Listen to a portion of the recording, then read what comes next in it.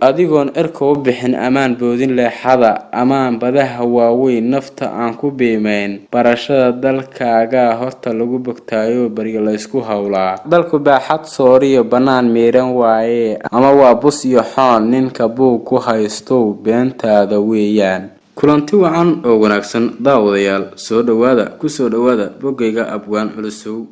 iyo barnaamijkii xigmad iyo xasuus barnaamijkeena xigmad iyo xasuus maanta waxaan ku soo qaadan doonaa geeyga Soomaaliyeed waa maxay geeyga Soomaaliyeed meeqa ayuu qaybsamaa geeyga Soomaaliyeed yaa tiriyay maasada geeyga Soomaaliyeed iyo isla maasadaba waxaad ku maqli doontaan barnaamijkanaga ee fadlan daawade haddii uu muuqaano kugu soo gaaro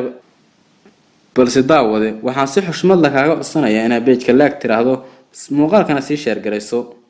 geeyga Soomaalidu degto muuqaal ahaan iyo cimil ahaan waxaa loo qaybiyaa ilaa 12 qaybood waxayna kala yihiin sida xeeb deex guban oogo dooxo hawd dooy dhooboy aduun ciid adable iyo madhaay 12 qaybood ayaa loo qaybshaa dhulka Soomaalidu ay degto ama geeyga Soomaaliyeed 12 qaybood dhulka Soomaaliyeed qaybihiisa kala duwan ayaan mid waliba qeexitaan ka bixi doonaa balse muuqaalka xiga ayaan ku qeexi doonaa dhamaantood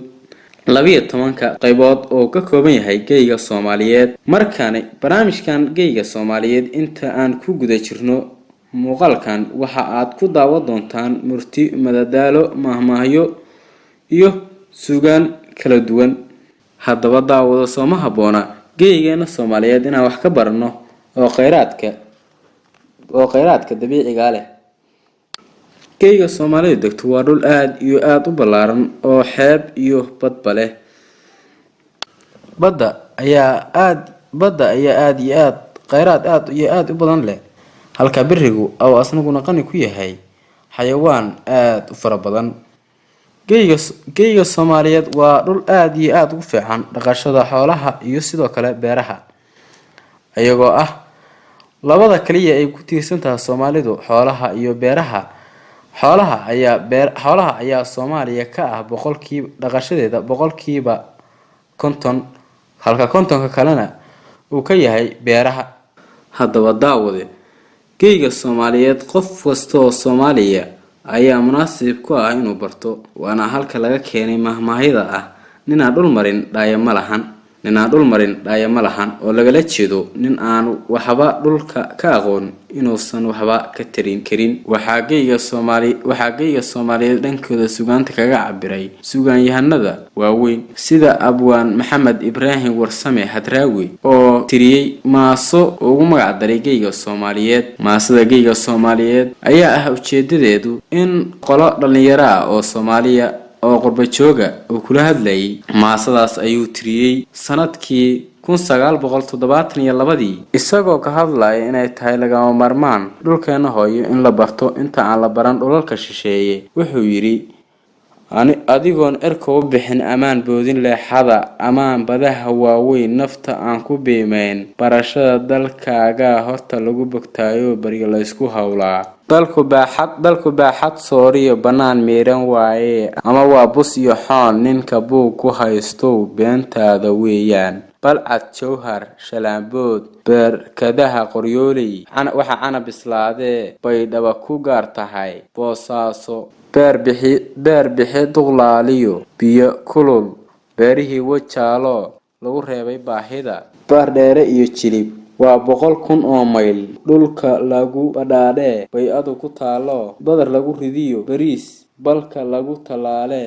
muuskiyo baybaygii barkadaha xareediyo waxaa taa ka sii badan dhulka barisamaadkii beesheena deeqee barta aynu dhaqaniyo barqadhada ka joogaan ayadoo barwaaqo ah balliyada xareedii ku bariisanayso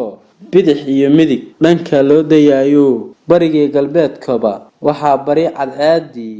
soo saartay baalaha bilcunkiyo mareygii shimbiruhu ulxamayaan indhihii basaasow goorima ma aragteed ma ogtahay barbaaray heesaha baroqtumo adigoon baga u bulunbulin beri ka baay bismillaahi saylici hana haybsantii beri barta iyo wareegtan ku baadiso ma ogtahay barbaartaay badkeena dhumucliyo warankiyo bilaawaha ku baadiso ma ogtahay barbaaray barshigiyo darbooley bayluhu iyo harbaale ku baadiso bayluhu iyo harbaalaan ku baadiso ma ogtahay barbaartaay waxa loo buseelaa ama qurux ku aanbaxay ama la isku baantaa ama lagu bugsoodaa bugtaa ku faydaa kugu deeqa baashaal guryo bila ku magac dheer hablaheena bilicdiyo biligtiyo ilwaad bale bilcaantii shisheeyaha ninka beegsanayo waxaan kaaga baaqaa in aad baadi noqotee cidlo baylah kaliga yaanu bahalku kaa helin iska guurso gayaanka halka gogashu kuu taal bahda lagama maarmaan budda dhiigayga koowaad baaqaygu waa kaas waa maaso aad iyo aad u qiimo badan oo abwaanku uu ku cabiray ahmiyadda ballaaran uu leeyahay geyga Soomaaliyeed abwaan Maxamed Ibraahim Warsame ayaa maasadan tiriyay sanadkii 1972 xilligii afka Soomaaliga la qoray isagoo oo kula dardaarmayay sida gabaygaba ka muuqata barbaar qurba jooga asagoo oo tusaya ahmiyadiisa ayuu tiriyay maasada geyga Soomaaliyeed haddaba geyga Soomaaliyeed maxaad ka taqaanaa dhageysta adigu